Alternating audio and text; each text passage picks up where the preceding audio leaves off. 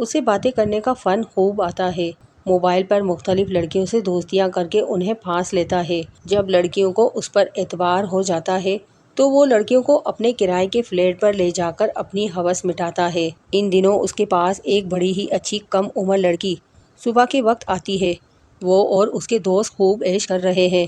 کبھی تمہارا بھی عیش کرنے کا ارادہ ہو تو مجھے بتا دینا، کاشف نے آنکھ مانتے ہوئے کہا۔ اس کی باتیں سن کر میں سناٹے میں آ گیا تھا کہ کہیں وہ لڑکی مہوش نہ ہو۔ میں نے اپنا شک دور کرنے کو صبح کے وقت مہوش کو کالج گیٹ پر چھوڑا اور وہاں سے کچھ دور جا کر گاڑی ایک گلی میں کھڑی کی اور چھپ کر کالج سے دور کھڑا ہو گیا۔ میری نظریں گیٹ پر لگی ہوئی تھی۔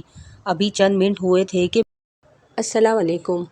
کہانی سننے سے پہلے آپ میرے اردو قصہ کہانیاں چینل کو سبسکرائب کر کے بیل نوٹیفیکیشن کو آن کر دیں تاکہ آپ کو ملتی رہے میری ہر آنے والی ویڈیو کا نوٹیفیکیشن۔ کہانی پسند آنے پر ویڈیو کو لائک شیئر ضرور کیجیے۔ میں موٹر سائیکل ٹھیک کرنے میں مصروف سوچ رہا تھا کہ استاد طفیل ابھی تک نہیں آیا۔ مجھے استاد طفیل کی بیٹی مہوش کو کالج سے لانے کی فکر تھی۔ وہ انتظار کر رہی ہوگی۔ کلائی پر بندھی گھڑی پر نظر پڑتے ہی میری بے چینی میں اضافہ ہو گیا۔ اس وقت میرے پاس کوئی دوست وغیرہ بھی نہیں تھا جسے دکان پر بٹھا کر کالج جاتا۔ استاد طفیل کے ستارے ان دنوں گردش میں تھے۔ کبھی ان کی دکان خوب چلتی تھی۔ موٹر سائیکل مرمت کے ساتھ ساتھ پارٹس کا سامان، آئل وغیرہ بھی دکان پر بکتا تھا۔ کئی رکشے بھی اس نے کرائے پر دیے ہوئے تھے۔ ضرورت سے زیادہ آمدنی انسان کو عیش پرستی کی طرف لے جاتی ہے۔ استاد کے ساتھ بھی ایسا ہی ہوا تھا۔ کبھی دن میں اور کبھی رات میں گھر اور دکان سے غائب ہو جاتا۔ دکان کو شاگرد سنبھال لیتے، لیکن رات میں گھر سے غائب رہنا اور دن نکلے گھر پہنچنا بیگم کو ناگوار گزرتا تھا۔ اس لیے آئے دن استاد کی بیوی سے جھگڑے ہونے لگے تھے۔ استاد کو جب غصہ آتا وہ بیوی کو روئی کی طرح دھون دیتا۔ جو چیز ہاتھ آتی اس کے دے مارتا۔ دکان میں میرے ساتھ اجو بھی کام سیکھنے آتا تھا۔ وہ مجھ سے پرانا تھا اور جبکہ اس وقت مجھے دکان میں آئے ہوئے چند ماہ ہی ہوئے تھے۔ میں اسکول سے پڑھ کر دکان پر کام سیکھنے آتا تھا۔ اجو صبح سویرے آ کر دکان کھولتا تھا۔ ایک دن اجو گھر پر دکان کی چابی لینے گیا۔ استاد غصے سے بھرا بیٹھا تھا۔ استاد کو زور کی بھوک لگی تھی۔ گیس کا پریشر کم آنے سے ناشتہ بننے میں دیر ہو گئی تھی۔ اجو جیسے ہی گھر میں داخل ہوا استاد نے ٹی وی ریموٹ بیگم کے سر پر دے مارا۔ اجو کو یہ برداشت نہ ہوا اور اس نے بھی پاس پڑا لکڑی کا ڈنڈا استاد کی جانب کھینچ مارا۔ ڈنڈا استاد کے سر پر زور سے لگا اور وہ کافی دیر تک اپنا سر پکڑ کر بیٹھ گیا۔ حواس درست ہوئے تو اجو غائب ہو چکا تھا۔ میں جب دکان پر پہنچا استاد بہت غصے میں تھا۔ میں نے ڈرتے ڈرتے پوچھا، استاد کیا ہوا؟ آنے دو اجو کو، اسے ایسا سبق سکھاؤں گا کہ وہ زندگی بھر یاد رکھے گا۔ استاد خیر تو ہے نا، آخر اس نے ایسا کیا کر دیا؟ تو اس کی بالکل حمایت مت لینا ورنہ میں تیری بھی کھال اتار دوں گا، استاد غصے سے چیخا۔ استاد کو شدید غصے میں دیکھ کر میں خاموش ہو گیا۔ وہ کچھ دیر خاموش رہا پھر خود ہی بولا، ہم آج تک استاد کے سامنے نہیں بولے۔ استاد نے ہمیں بچپن میں بہت پیٹا ہے، ہم اف تک نہیں کرتے تھے۔ یہ کل کا بچہ مجھے ڈنڈا مار کر بھاگ گیا ہے۔ اجو نے آپ پر ہاتھ اٹھایا ہے؟ میں نے حیرت سے پوچھا۔ میں کیا فارسی میں بول رہا ہوں؟ استاد نے غصے میں بولا۔ استاد مجھے حیرت ہو رہی ہے کہ اس نے ایسا کیوں کیا؟ میں نے کہا، آنے دو اس خبیث کو، دیکھنا میں اس کا کیا حال کرتا ہوں۔ استاد طفیل کو شدید غصے میں دیکھ کر میں نے اپنی خیریت اسی میں جانی کہ خاموشی اختیار کر لوں ورنہ وہ سارا غصہ مجھ پر اتار دیتا۔ اجو بھی استاد کے مزاج سے اچھی طرح واقف تھا، اس لیے دوبارہ پلٹ کر دکان پر نہیں آیا۔ ایک دن وہ سرے راہ مجھے مل گیا۔ میں نے جب اسے استاد پر ہاتھ اٹھانے کے بارے میں پوچھا تو وہ غصے میں آ گیا۔ تم جانتے ہی ہو کہ ہماری استانی کتنی اچھی عورت ہے، بڑے پیار و محبت سے بات کرتی ہے، جب بھی گھر میں اچھا کھانا پکاتی ہے ہمارے لیے دکان پر ضرور بھیجتی ہے۔ شکل و صورت بھی اچھی ہے، سیرت بھی اچھی ہے، پھر بھی استاد پرائی عورتوں کے پاس جاتا ہے۔ جب بھابھی غصہ کرتی ہے استاد اس کی پٹائی کرنا شروع کر دیتا ہے۔ کتنا ظالم ہے ہمارا استاد۔ بس اس دن جب استاد نے ٹی وی ریموٹ کھینچ کر استانی کو مارا تو مجھے شدید غصہ آ گیا اور میرے ہاتھ جو لگا وہ استاد کے دے مارا۔ وہ ہمارا استاد ہے، تمہیں ہاتھ نہیں اٹھانا چاہیے۔ استاد؟ ایسے شخص کو استاد بنانے سے بے استاد اچھا۔ کئی بار استاد کی بے ایمانی کی عادت کے سبب میں پھنستے پھنستے بچا ہوں۔ اجو نے انکشاف کیا۔ کیسی بے ایمانی جو تم پھنستے پھنستے بچے؟ مجھے حیرت کا جھٹکا لگا۔ اجو استاد کے پاس کئی سال سے کام کر رہا تھا اور مجھے زیادہ عرصہ نہیں ہوا تھا، اس لیے استاد طفیل کے بارے میں مجھے زیادہ معلوم نہیں تھا۔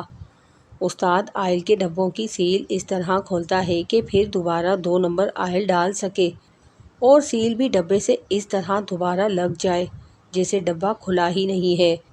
اکثر وہمی قسم کے لوگ مجھے ڈبے سے سیل کو ہٹاتے ہوئے دیکھتے رہتے ہیں۔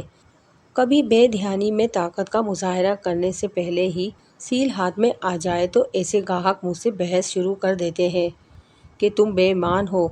بڑی مشکل سے انہیں سمجھانا پڑتا ہے کہ میں نے طاقت لگائی تھی، سیل بغیر طاقت لگائے نہیں کھلتی۔ میری سمجھ میں نہیں آتا کہ جب استاد کو اللہ اتنا دے رہا ہے پھر اسے بے ایمانی کرنے کی کیا ضرورت ہے۔ اور ہاں، تمہیں پتہ ہی ہے استاد کمیٹی ڈالتا ہے، وہ خود کو اور اپنے قریبی دوستوں کو فائدہ پہنچانے کو۔ ہر ماہ پرچیوں میں ایک پرچی پر مخصوص نشان ڈال دیتا ہے اور مجھے پرچی اٹھانے کو کہتا ہے۔ وہ نشان والی پرچی اکثر پرچیوں میں دب جانے سے فوراً نظر نہیں آتی اور مجھے اس وقت بڑی الجھن ہوتی تھی اور میں پریشانی کے عالم میں پرچیوں کو غور سے دیکھتا کہ کس پرچی کو اٹھاؤں۔ کمیٹی ممبران کو شک ہونے پر وہ میری پٹائی کر دیں گے اور استاد والی پرچی ہاتھ میں نہ آنے پر ان کمیٹی کے ممبران کے جانے کے بعد استاد میری پٹائی کر دے گا۔ شکر ہے استاد طفیل کی دکان سے میری جان چھوٹ گئی۔ اب کبھی بھول کر بھی میں اس کی دکان پر نہیں جاؤں گا۔ مجھے اچھا اور ایماندار استاد مل گیا ہے۔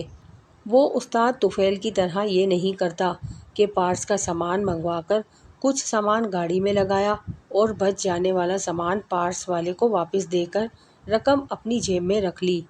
اس کا مطلب یہ ہے اب تم استاد کے پاس کام کرنے نہیں آؤ گے؟ میں نے کہا۔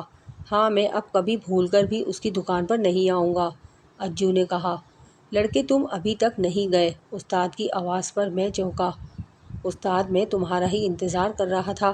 نذیر کا دماغ درست کرنے گیا تھا اس لیے دیر ہو گئی۔ آئے دن اس کی نئی کہانی ہوتی ہے کہ دھندا نہیں ہوا، کبھی کہتا ہے کہ رکشہ ہی نہیں نکالا۔ میں بھی اس کو کہہ کر آ گیا ہوں، مجھے روزانہ رکشے کا کرایہ چاہیے۔ جس دن تم رکشے کی چھٹی کرو رکشہ میری دکان پر کھڑا کر دیا کرو۔ اگر جس دن رکشہ میری دکان پر نہ ہوگا اس دن کا میں کرایہ لوں گا۔ ہاں استاد، ایسے بے ایمان لوگوں کے ساتھ ایسا ہی کرنا چاہیے۔ اچھا، مہوش بیٹی انتظار کر رہی ہوگی، جلدی جاؤ اسے لینے۔ استاد نے موٹر سائیکل کی چابی مجھے دی۔ مہوش کا کالج زیادہ دور نہیں تھا، مشکل سے 10 منٹ کا راستہ ہوگا۔ مہوش اپنی سہیلیوں کے ساتھ بھی کالج سے گھر پہنچ سکتی تھی، لیکن استاد طفیل کے دل میں جانے کیوں خوف تھا، اس لیے اس نے مہوش کو کالج چھوڑنے اور لانے کی ڈیوٹی میرے ذمہ لگائی ہوئی تھی۔ جس دن میں چھٹی کرتا استاد خود اسے چھوڑنے جاتا تھا۔ جب سے استاد کی بیوی نائلہ کا انتقال ہوا تھا استاد بہانے بہانے سے گھر کے کئی چکر لگانے لگا تھا۔ حالانکہ گھر میں استاد کے بھائی کی فیملی اور بوڑھی ماں رہتی تھی، پھر بھی اسے کسی پر اعتماد نہیں تھا۔ مجھے بڑی حیرت ہوتی تھی کہ استاد اتنا شکی اور وہمی ہو گیا ہے مگر مجھ پر کیوں بھروسہ کرتا ہے۔ استاد بڑی شاہانہ زندگی گزار سکتا تھا، اس کی دکان بہت اچھی چلتی تھی، آئل اور پارٹس کا بھی سامان خوب بکتا تھا۔ موٹر سائیکل کی مرمت کے لیے لوگ استاد کے پاس ہی آتے تھے، انہیں استاد پر پورا بھروسہ تھا اور استاد اس بھروسے کا پورا فائدہ اٹھاتا تھا۔ وہ کسٹمر سے 1 نمبر پارٹس منگواتا تھا اور موٹر سائیکل مالک کے جانے کے بعد پارٹس واپس کر دیتا اور اس کی جگہ اپنے پاس سے 2 نمبر پارٹس لگا دیتا۔ استاد کی اصل پیدا موٹر سائیکل کے انجن کھولنے پر ہوتی تھی۔ وہ موٹر سائیکل کے مالک سے ڈھیروں سامان پارٹس منگواتا، جس میں سے آدھا سامان انجن بنانے میں کام آتا تھا، باقی وہ پارٹس والے کو واپس کر کے پیسے کھڑے کر لیتا تھا۔ پارٹس کی دکان والا استاد کے اس کام سے خوش نہیں تھا مگر وہ مجبور تھا۔ اگر وہ استاد سے سامان واپس کرنے پر حجت کرتا تو اسے آئندہ دوسرے پارٹس والے سے سامان لینے کی استاد کی دھمکی کام کر جاتی۔ اور پارٹس والا خاموشی سے سامان واپس کر لیتا۔ پارٹس کا کاروبار کرنے والے ان استاد قسم کے لوگوں سے بہت خار کھاتے ہیں۔ پیچھے سے خوب کھری کھری سناتے اور گندی گندی گالیاں دیتے ہیں، لیکن استادوں کے سامنے ان کی خوشامد اور تعریفیں اس طرح کرتے ہیں جیسے دنیا میں ان سے اچھا فرشتہ صرف انسان کوئی نہیں ہے۔ استاد اصل مزدوری کے علاوہ ہونے والی آمدنی کو بونس کہتا تھا۔ وہ کہتے ہیں نا کہ حرام کی کمائی اپنے ساتھ اصل رقم کو بھی ساتھ لے جاتی ہے۔ استاد کے ساتھ بھی ایسا ہی ہوا۔ استاد کو جوئے کی لت بھی تھی۔ وہ پہلے کم پیسوں سے جوا کھیلتا تھا، پھر جوئے میں زیادہ رقم لگانے لگا۔ وہ جتنی زیادہ رقم جوئے میں لگاتا، ہار اتنا ہی اس کا مقدر بنتی جا رہی تھی۔ استاد اس امید پر کہ آج ہار ہو گئی لیکن کل ضرور جیت ہوگی، پچھلی ساری کسر پوری ہو جائے گی، لیکن ایسا نہیں ہوتا تھا۔ ہر روز جیت کی امید پر رقم ہارتا رہا۔ نوبت یہاں تک پہنچی کہ پہلے آئل والے نے، پھر رکشے کے پارٹس والے نے مال ادھار دینے سے انکار کر دیا۔ موٹر سائیکل کے پارٹس والے نے بھی اصل رقم کا مطالبہ کرنا شروع کر دیا تھا۔ استاد کے رکشے جو کرائے پر چل رہے تھے، ایک ایک کر کے سب بک گئے۔ استاد کو پھر بھی نصیحت نہیں ہوئی۔ وہ پہلے کی طرح ہر روز جیت کی آس پر جوا کھیلتا رہا اور کلاش ہوتا رہا۔ پرچون والے سمیت غرض جس سے بھی ادھار سامان لیتا تھا، انہوں نے ادھار دینا بند کر دیا تھا۔ دکان مالک بھی سال بھر کا کرایہ چڑھ جانے پر دکان خالی کرانے کی دھمکی دینے لگا تھا۔ ایسے میں استاد کی بیوی نائلہ بھی اس کا ساتھ چھوڑ گئی۔ اب اس کی کل کائنات مہوش ہی رہ گئی تھی، جو کالج میں سیکنڈ ایئر کی طالبہ تھی۔ مجھے استاد طفیل کی حالت دیکھ کر بہت دکھ ہوتا تھا۔ استاد کی بربادی میں کسی دوسرے کا نہیں، خود اس کا اپنا ہاتھ تھا۔ مجھے استاد کے وہ دن یاد آتے تھے جب اس کی بھری ہوئی دکان تھی۔ رات جب وہ گھر جاتا تھا، اس کی جیبیں نوٹوں سے بھری ہوئی ہوتی تھی، اور آج یہ عالم تھا کہ قرض میں ڈوبا ہوا تھا۔ اب وہ جوا کھیلنا تقریباً بھول چکا تھا۔ کوئی پرانی آشنا عورت اس کے پاس آ جائے تو وہ بڑی حسرت سے کبھی اپنی خالی جیبوں اور کبھی اس عورت کو دیکھنے لگتا۔ آنے والی عورت شرمندہ سی ہو کر آگے بڑھ جاتی۔ میں جب کالج پہنچا، مہوش کالج کے گیٹ پر کھڑی کسی لڑکے سے باتیں کر رہی تھی۔ دور سے اس نے مجھے آتا دیکھ لیا تھا، اس لیے محتاط ہو کر لڑکے سے دور کھڑی ہو گئی۔ میں چند دن سے محسوس کر رہا تھا کہ مہوش کسی لڑکے سے باتیں کر رہی ہوتی تھی، اور مجھے دیکھ کر ایسی بن جاتی تھی جیسے وہ اس لڑکے کو جانتی تک نہیں ہے۔ میں نے کئی بار مہوش سے لڑکے کے بارے میں پوچھا، لیکن وہ ہر بار ٹال جاتی تھی اور مجھے کہتی، تمہیں وہم ہو گیا ہے، میرا اس لڑکے سے کیا تعلق؟ وہ اپنی بہن کو کالج لینے آتا ہے۔ کبھی جب اس کی بہن پریکٹیکل کے سلسلے میں لیٹ ہو جاتی ہے، وہ مجھ سے اس کے بارے میں پوچھ لیتا ہے۔ مجھے مہوش کی اس بات سے تسلی نہیں ہوتی تھی، اور میرے دل میں ایک شک جنم پانے لگا تھا، مگر بغیر ثبوت کے میں استاد کو بھی اس حوالے سے کچھ نہیں بتا سکتا تھا۔ ایک دن میں محلے کے پرچون کی دکان پر سودا صرف لینے گیا۔ پرچون والے کے پاس وہی لڑکا بیٹھا ہوا نظر آیا۔ وہ مجھے دیکھ کر ایسا بن گیا جیسے پہلی بار دیکھا ہو۔ پھر زیادہ دیر رکا نہیں اور وہاں سے چل دیا۔ سامان خریدتے ہوئے میں نے دکاندار سے پوچھ ہی لیا، کاشف یہ لڑکا کون تھا؟ میرے پوچھنے پر اس کی آنکھوں میں ایک پراسرار سی چمک آ گئی۔ کاشف مجھ سے چند سال ہی بڑا تھا۔ اپنے والد کی غیر موجودگی میں دکان وہی سنبھالتا تھا۔ کیوں، خیر ہے نا؟ میرے دوست کے بارے میں کیوں پوچھ رہا ہے؟ بس ایسے ہی پوچھ رہا تھا۔ یہ لڑکا مجھے کچھ اچھا نہیں لگا۔ میں نے کہا، بشیر تجھے کیا معلوم، یہ سلمان بہت پیارا لڑکا ہے، سمجھ لے یاروں کا یار ہے۔ کاشف نے معنی خیز انداز میں کہا۔ یاروں کا یار؟ میں کچھ سمجھا نہیں۔ میں نے کہا، کسی کو یہ بات بتاؤ گے نہیں، پہلے وعدہ کرو، تو میں اس کے متعلق کچھ بتا سکتا ہوں۔ کاشف نے رازدارانہ انداز میں میری طرف جھکتے ہوئے کہا، میں تمہارے دوست کو جانتا ہی نہیں، پھر میں سلمان کے بارے میں اس کے جاننے والوں کو کیا بتاؤں گا؟ میں صرف اپنی تسلی کے لیے معلوم کر رہا ہوں۔ میرے والد کو بھی کچھ نہیں بتانا، یہ میرا تم سے وعدہ ہے۔ اگر کوئی چھپانے کی بات ہوئی تو میں انہیں نہیں بتاؤں گا۔ میں نے کہا، سلمان بہت ہی پیارا لڑکا ہے، اسے باتیں کرنے کا فن خوب آتا ہے۔ موبائل پر مختلف لڑکیوں سے دوستیاں کر کے انہیں پھانس لیتا ہے۔ لڑکیاں بھی اس کی باتوں میں کھو جاتی ہیں اور اسے اپنا آئیڈیل سمجھنے لگتی ہیں۔ وہ اپنے گھر والوں سے زیادہ سلمان پر اعتبار کرنے لگتی ہیں۔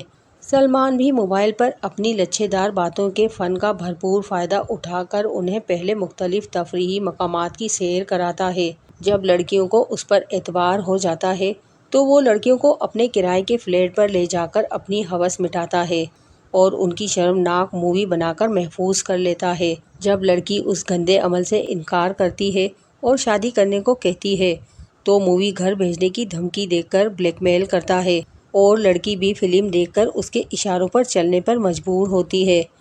وہ اس عیاشی میں اپنے دوستوں کو بھی دعوت دیتا ہے۔ لڑکی مجبور ہو کر سلمان کی ہر بات ماننے پر مجبور ہو جاتی ہے۔ ان دنوں اس کے پاس ایک بڑی ہی اچھی کم عمر لڑکی صبح کے وقت آتی ہے۔ وہ اور اس کے دوست خوب عیش کر رہے ہیں۔ کبھی تمہارا بھی عیش کرنے کا ارادہ ہو تو مجھے بتا دینا، کاشف نے آنکھ مارتے ہوئے کہا۔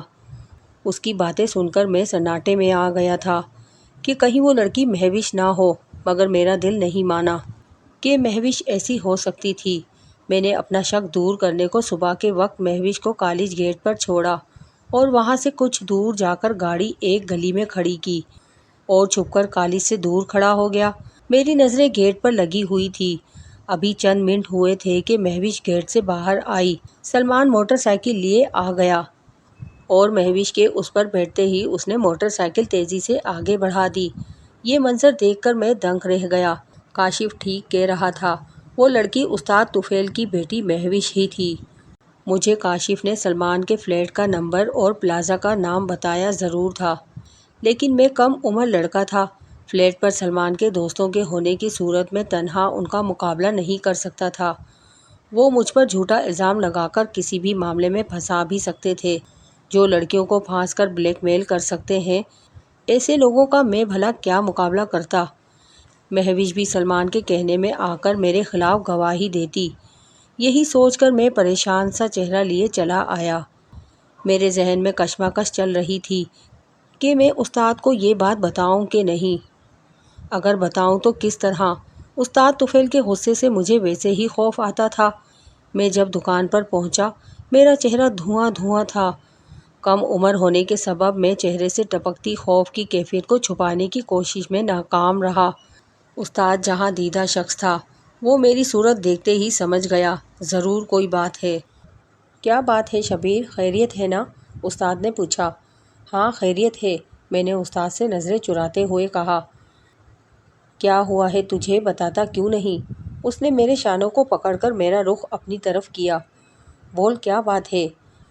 ابھی تھوڑی دیر پہلے تو بڑے خوشگوار موڈ میں گیا تھا اور اب آیا ہے تو تیرا چہرہ اترا ہوا ہے، اتنا خوف زدہ ہے کہ جیسے تو کوئی چوری کر کے آیا ہے اور اپنے پکڑے جانے کے خوف سے پریشان ہے۔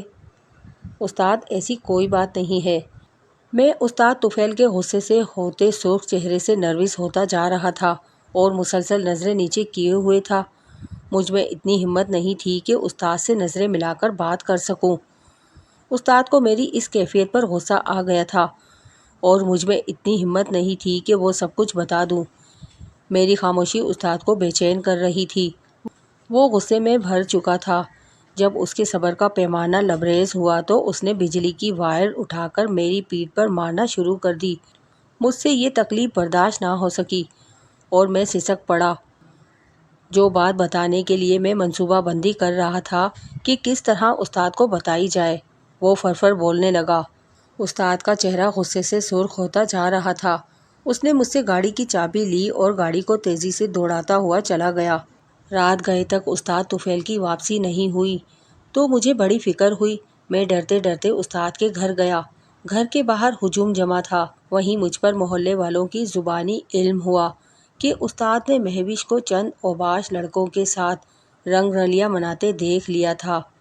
اس سے یہ منظر برداشت نہ ہو سکا اور موقع پر ہی اس نے مہوش اور ان عیاش لڑکوں کو گولی مار کر ہلاک کر کے خود کو پولیس کے حوالے کر دیا۔ مجھے یہ سن کر شدید جھٹکا لگا۔ خاصی دیر تک میں سوچنے اور سمجھنے کی صلاحیت سے محروم ہو گیا تھا کہ یہ سب کیا ہو گیا۔ مہوش کی لاش پوسٹ مارٹم کے بعد آ چکی تھی۔ اسے غسل دے کر رات میں ہی تدفین کر دی۔ صبح میں پولیس نے استاد طفیل کو عدالت میں ریمانڈ حاصل کرنے کے لیے پیش کر دیا تھا۔ میں بھی استاد طفیل سے ملاقات کرنے عدالت پہنچ گیا۔ استاد کا چہرہ اترا ہوا تھا، ایسا لگ رہا تھا جیسے وہ برسوں کا بیمار ہو۔ استاد یہ سب؟ شبیر بیٹے، میں نے جب تمہارے منہ سے مہوش کے حوالے سے بات سنی میرے ہوش اڑ گئے تھے۔ پھر میں نے مہوش کو ان اوباش لڑکوں کے ساتھ شرمناک حالت میں دیکھا تو میں ہوش کھو بیٹھا۔ مجھے کچھ نہیں سوجھ رہا تھا۔ غصے میں ریوالور نکال کر میں نے سب کو قتل کر دیا۔ مہوش کے قتل کے بعد میری زندگی کا مقصد بھی ختم ہو گیا تھا، اس لیے میں نے خود کو پولیس کے حوالے کر دیا۔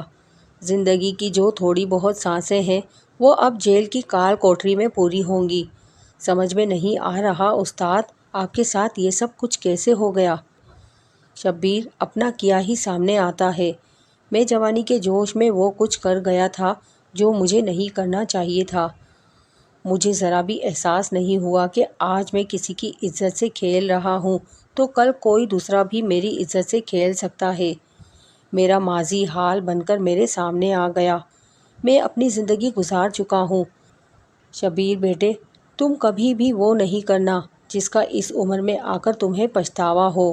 یہ کہتے ہوئے استاد طفیل کی آواز بھر آئی، آنکھیں اشکبار ہو گئیں۔ میں وہاں کھڑا یہی سوچ رہا تھا کہ ہر انسان مکافات عمل سے ضرور گزرتا ہے۔ اس کا اپنا کیا زندگی میں کسی بھی موڑ پر آ کر ہی رہتا ہے۔ جوانی جوش میں ہوش کھونے کا نام نہیں بلکہ ہوش سے کام لینے کا کام ہے۔